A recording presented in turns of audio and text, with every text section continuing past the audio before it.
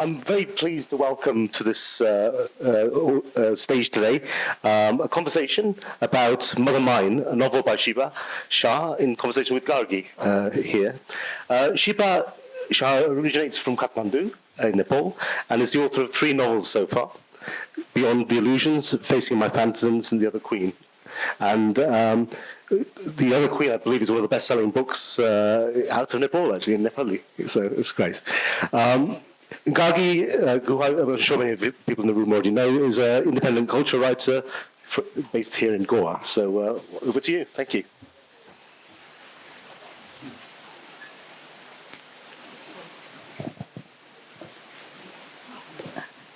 Good afternoon, everyone.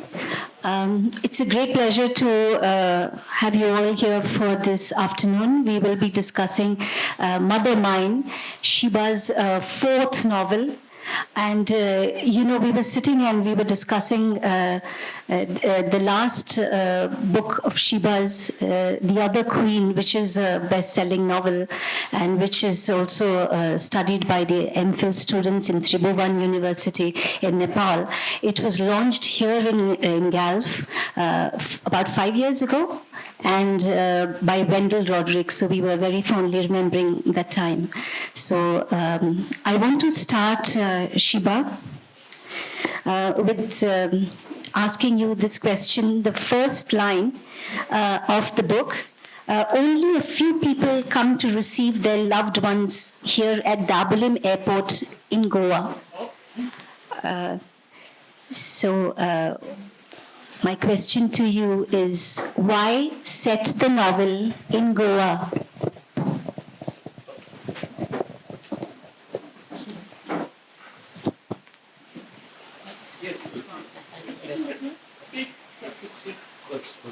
Can you hear me? Yeah. Okay.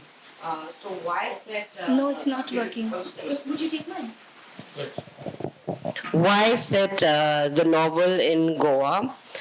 Firstly, because it is my home, and I have written 4 novels up until now, and it's been set in many various places. One has been set in Rishikesh, and then one is a period fiction which was set mainly in Kathmandu, but then it goes down to the Tarai region of Nepal too. And this book, I thought I would write about Goa.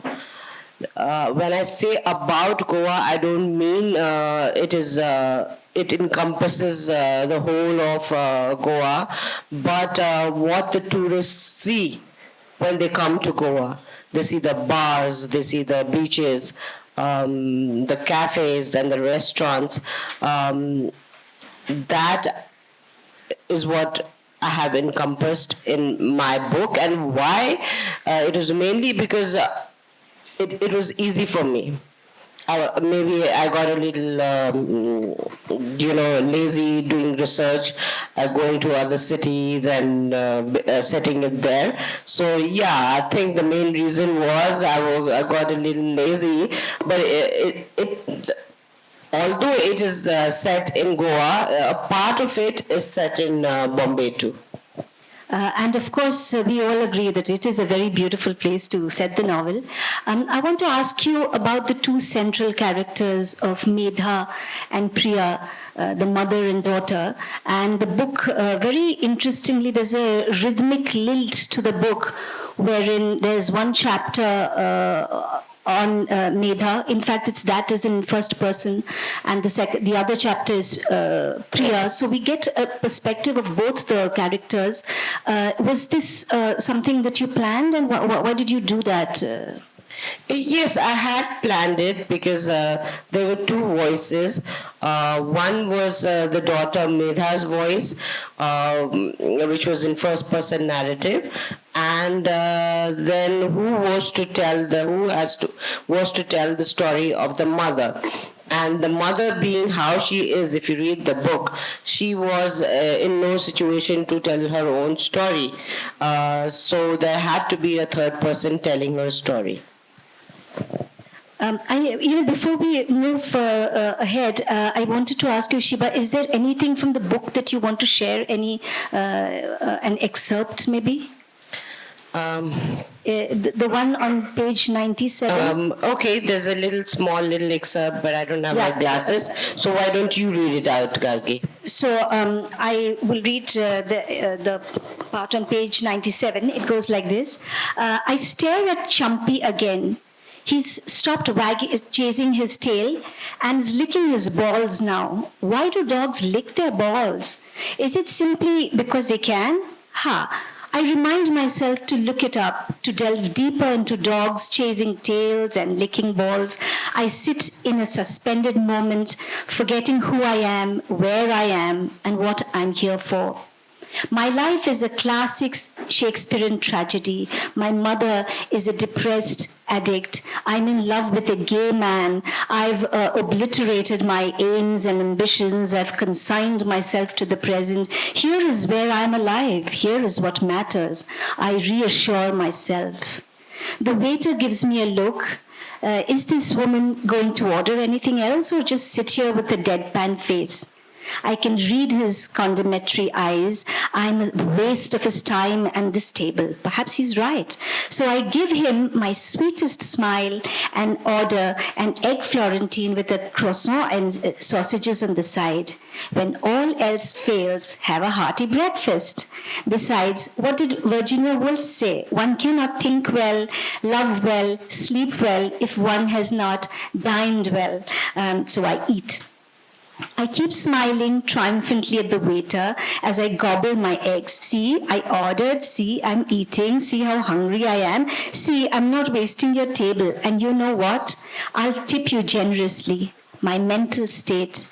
If someone hugs me now, I might start crying. Would you like to tell us a little bit more about that?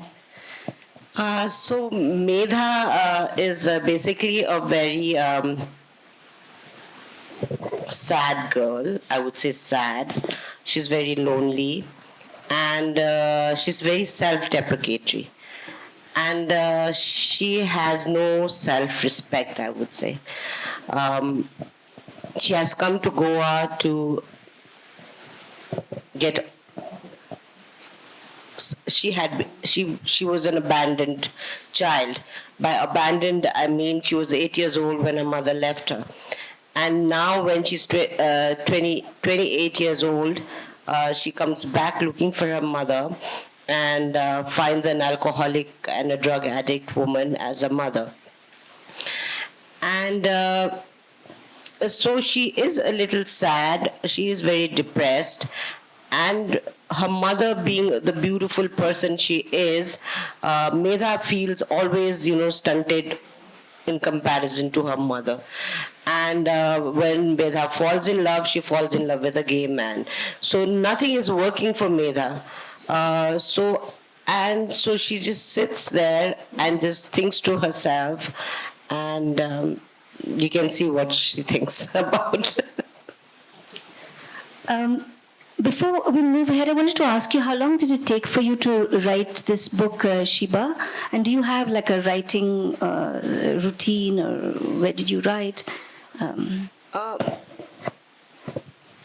I don't mean to brag, but I wrote this book in 6 months, off and on. But I would write 10 to 11 hours a day, where I sat down for a continuous week, a 10-day period, and that's how I wrote it. And that canon moment where all writers are asked how much of your real life has inspired this book? When writers say, there's no part of me in their book, I think they are lying. A little bit of a writer is reflected here and there. I don't mean a little bit, a feeling here, a sentiment there is always there.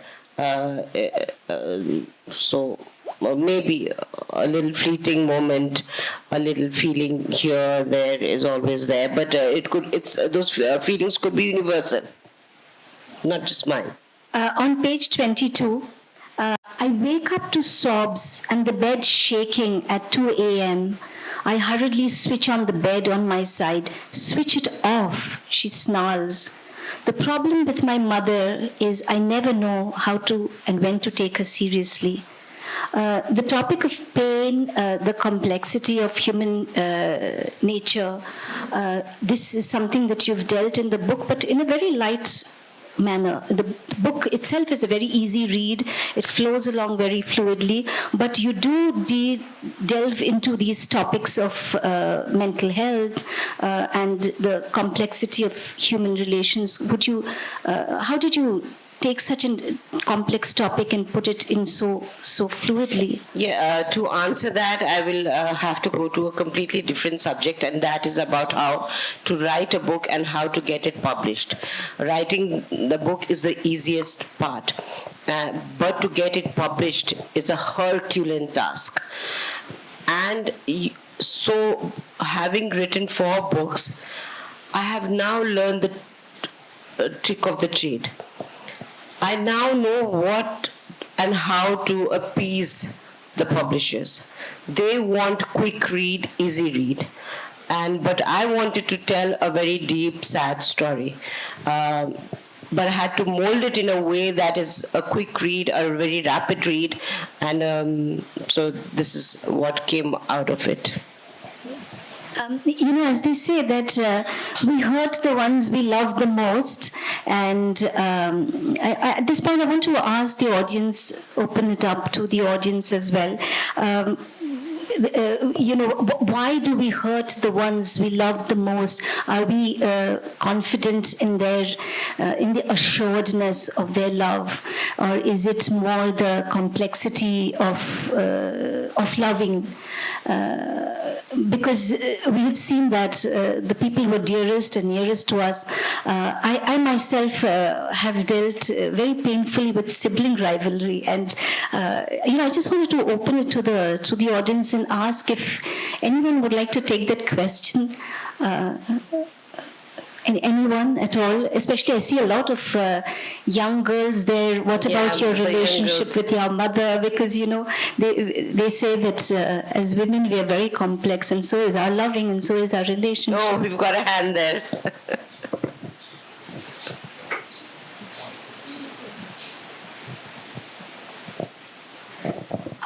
Hello. I think most of the times we hurt our loved ones because we know deep down that they are not going to leave us. And we do the opposite thing with the ones whom we don't love, basically the acquaintances, because we know that if we are going to hurt them, they are not going to stay in our lives. So we somewhere try to, keep them. We try to please them, and we show them our very good side so that they stay with us for a long time. And we don't do it with our loved ones because we know that they are going to stay with us no matter what.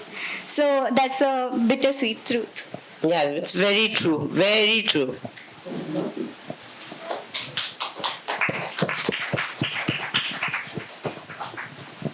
Thank you. What is your name? Isha, thank you so much. I want to ask you, Sheeba, there is this very important character in this book. Why involve a gay man as one of the central characters, a very important character in the book?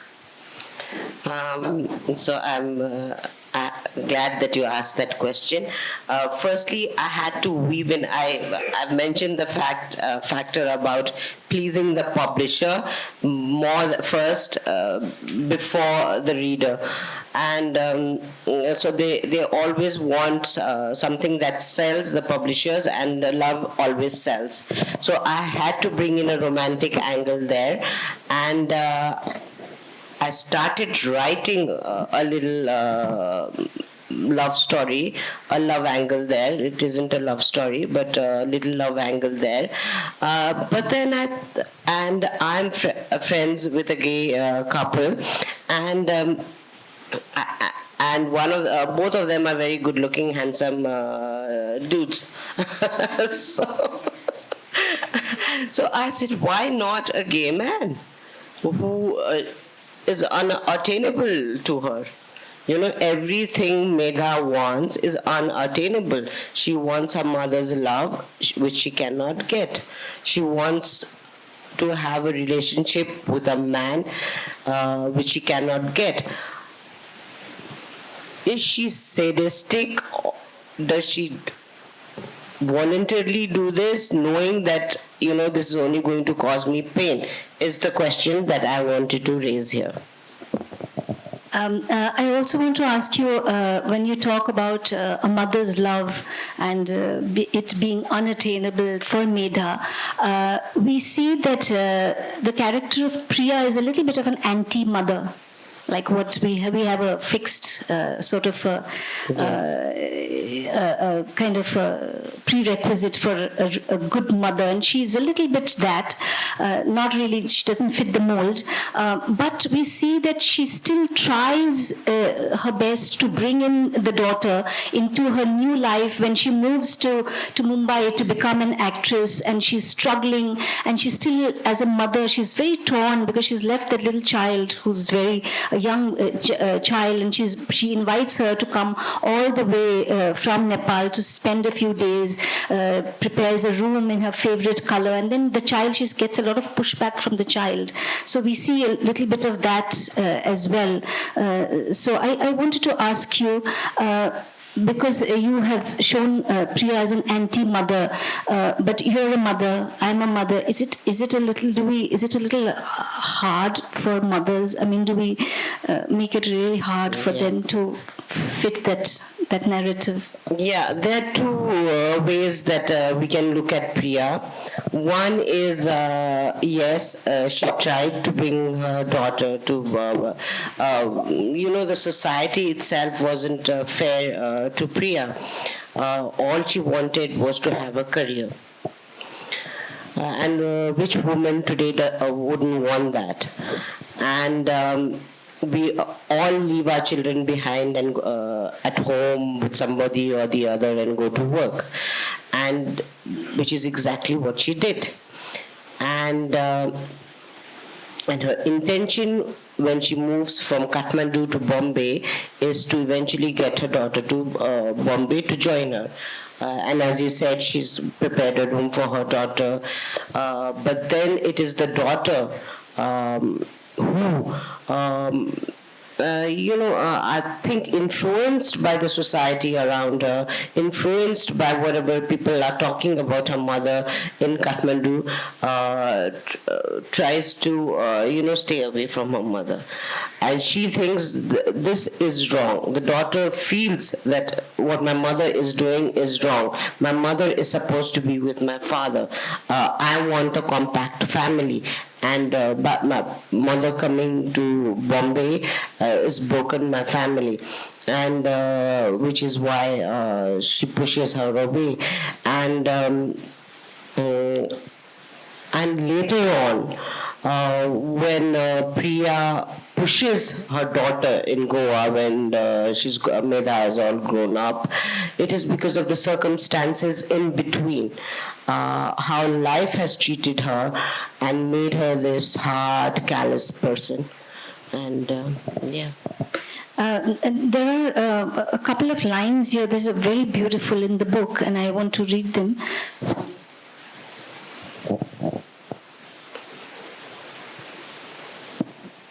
You say here, मंजिल मिलेगी भटक कर ही सही, गुमराह तो वो हैं जो घर से निकले ही नहीं. Roughly translated as those who reach their destinations will face a few detours, but those who are lost are actually the ones who never left their homes. And this brings us to this question of paying a very big price to pursue our dreams and goals. And this is very beautifully, you've portrayed it through Priya's journey. What a big stake she had to let go of. So what do you think? Should we take that big chance and put everything at stake? I lived in Bombay for 3 years, and I saw thousands and thousands of such Priyas walking the streets, in the supermarkets, in the gyms. Yeah, and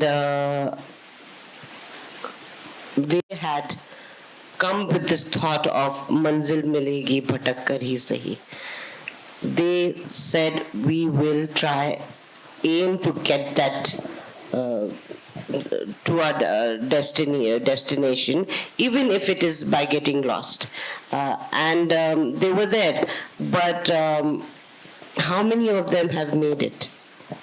They all wanted to be actresses, singers, this and that, and most of them go back, and most of them are too ashamed to go back home because of the initial resistance from their family itself, that they stay back in Bombay and start doing petty jobs here and there.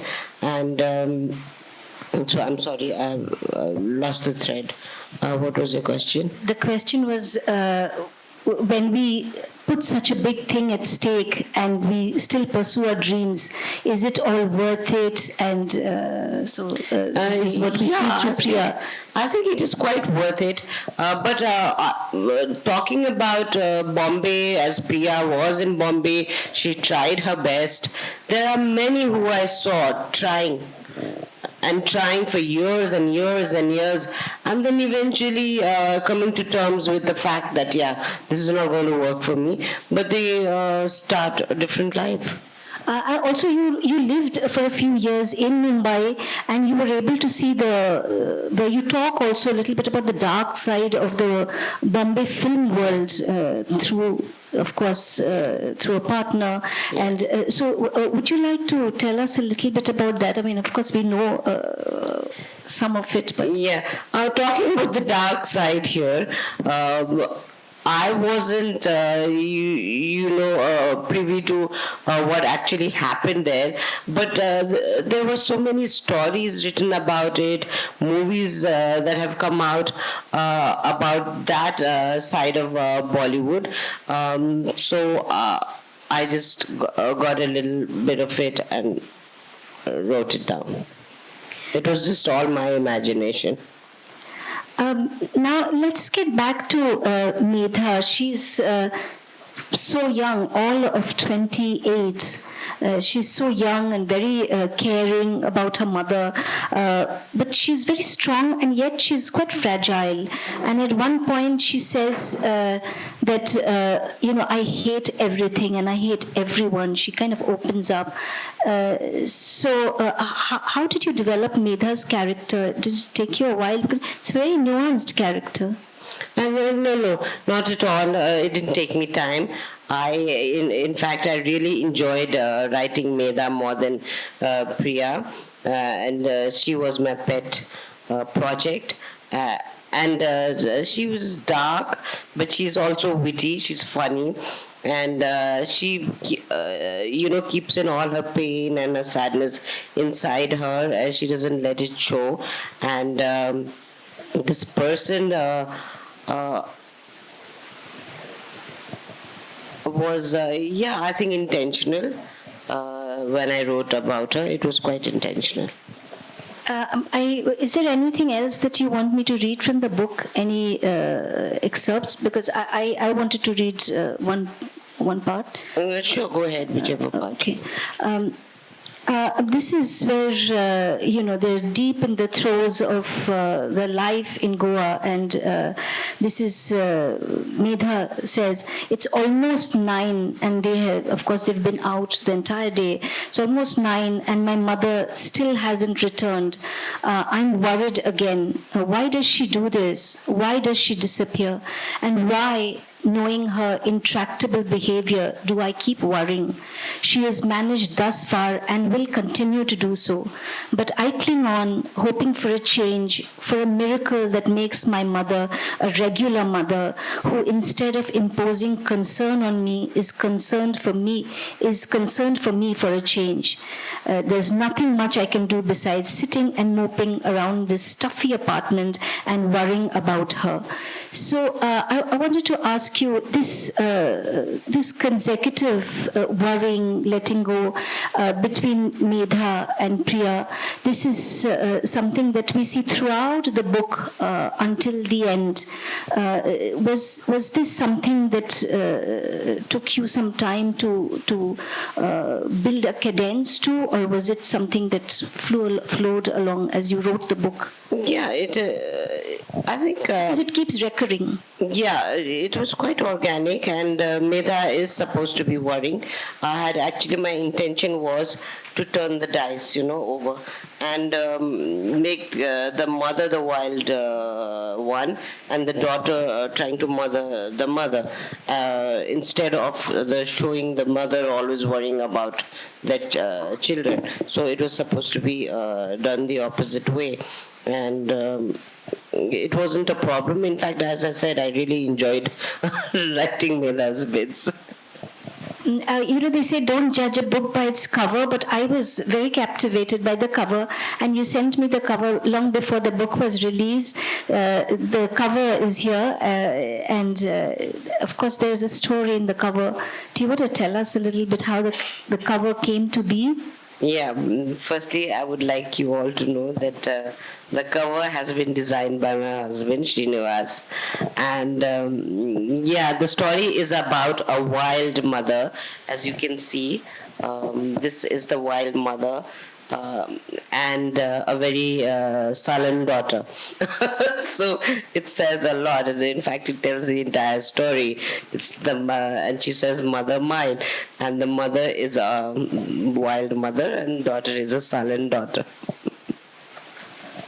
So, because Srinivasan is here with us, I wanted to ask him. You designed the cover vase. What were your thoughts on that? Did it take you a while to come up with the cover? Nothing much. I just read it and I read. That's about it. I just wanted to visualize the two characters. So I actually was toying with AI. So I created those characters with AI. They look photographic, but they're completely unreal. And it's a very it's just two faces, but when I saw the cover, I immediately knew, and if you look at the mother, she's got this beautiful radiant look, and she smiled, perfect set of teeth, and you see this throughout the book, because Medha's character, while she's 28 and she's very mature in her thinking, she also dims a little bit when it comes to her mother, because obviously, even with all the mother's shortcomings, she's very radiant, and she knows how to hold her own, and this is very beautifully shown in the cover. I think it comes very beautifully out. I wanted to, should we open it up to the audience at this point before asking you about the ending? The ending is very impactful. The ending, my jaws fell open when I went to reach the ending. I don't want to give it away, but the ending is it's a bit of a surprise, as it should be in a book, but I'm not so sure about it. So was there any other way this book could have ended? Sheeba, do you think? Believe me, Gargi, I had no clue where Medha was going to end after she leaves Pritesh's apartment. She has this quarrel with her mother, and then she heads to Pritesh's apartment, and there two things don't work out for her. And when she's driving around in the rain, I had no clue where I was headed, where Medha was headed.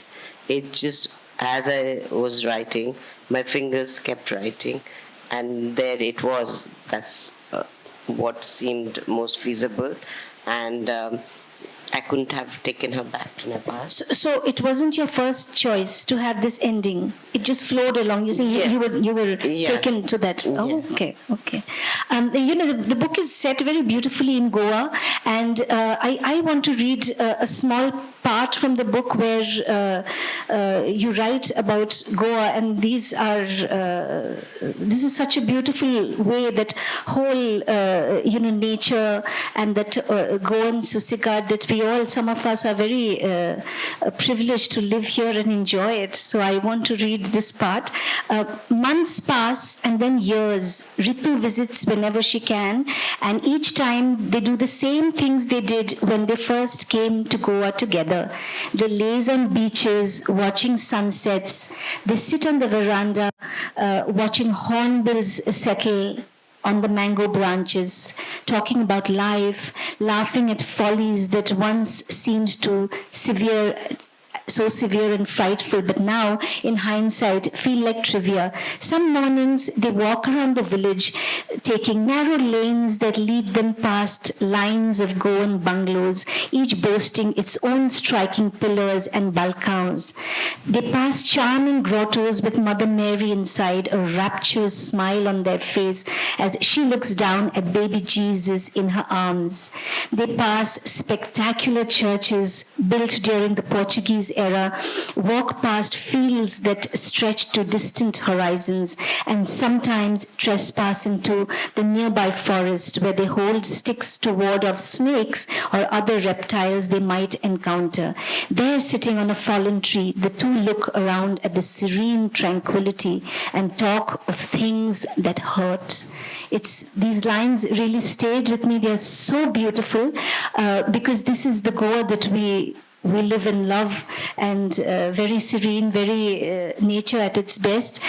So I just wanted to throw it open to the audience for questions.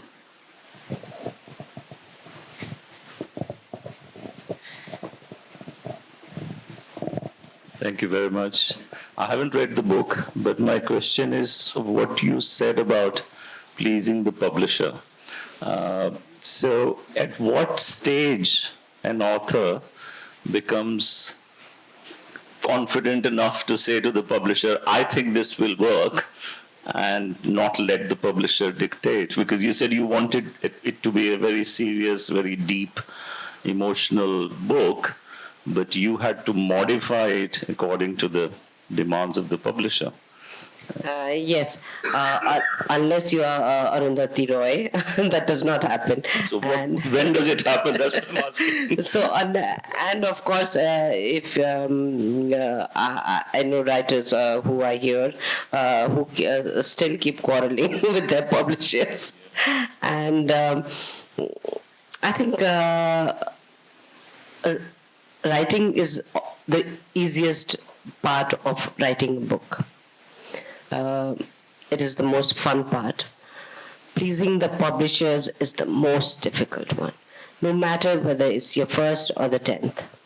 I think... So my follow-up question is from that only, Yeah. I mean, from my personal experience. I've written 4 books, which I could not please any traditional publishers, so I self-published them. Yeah. But the 5th one has been accepted. Oh, good. But they haven't come back to me for the modifications yet. Yes. So what you are saying is, go with the flow of what the publisher is saying rather than resisting, this is my creation, this is what I want it to be. True. That's important. And self-publishing is not, you would not recommend in the sense, self-publishing is good too, but somehow we feel more, validated, that kind of a stamp of validation if a third party publishes it, and then you kind of expect some kind of support from them, which doesn't happen. There is no support system. They just put it in the book stands for you, which of course you yourself could do. So you're still not decided which way to go. Thank you. I actually want to I actually want to ask this question to another writer, sitting very close to you, Rochelle Potkar. Rochelle, sorry to put you on the spot, but I love your writing, and I know that you have a recent book as well, and the beautiful book on the Goan family. And as a writer, I want to ask you this question: how much of that fine line you have to toe, and I would like to get your perspective. On publishing? On writing, publishing, molding your story a little bit, molding your script a little bit. This question, what do you think as another fellow writer? I want to ask it. No, so I'm very uncompromising.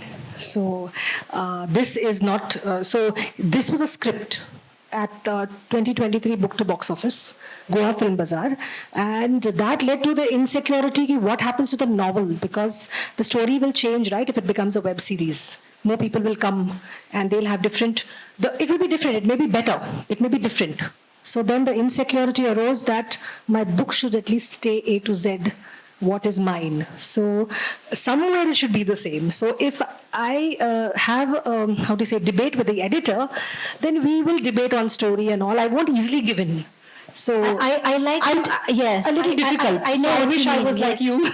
You know? I feel it depends on a person to person. Me as a writer, Yeah. I would do the same. But I would engage. I would engage in debate, and of course, then if I see sense, either you convince me or I convince you. Yes. And then I would take in the feedback. It's not like I've not taken. Like one of my poetry books was first called The Inglorious Coins of the Counting House. And my commissioning editor at Hachette said, it's too long a title. I loved the title. It won 2 prizes, international prizes on that. Is it Coins in the River? Yes, but she said make it small. It'll be easy to market. So I had to give up the title. It was called Inglorious Coins of the Counting House. But I gave it up. So, but I need to be convinced. Yeah, I think I would agree with you on that because I'm a little like that too. Yes. I want to ask you, Sheeba, do you have a message for young writers? Because there are quite a few young people in the audience. Yes, I do have a message for young writers. Firstly, stop saying, I want to write. Just sit down and first start reading. Read a lot and then start writing. Do not keep repeating, I want to write. Read and write. Read and write. Read and write. And that is how you will actually write a book. I think, what you said, actually writing, like Julia Cameron's The Morning Pages, some of us writers, it's a holy grail, the morning pages. Really, if you want to be a writer, sit and write rather than just dream about writing. Are there any questions, any more questions?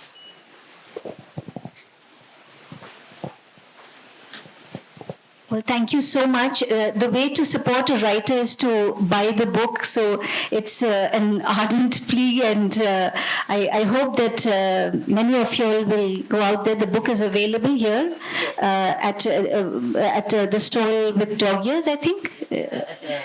Literati.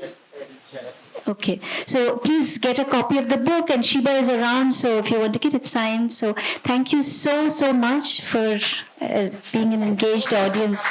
Thank you.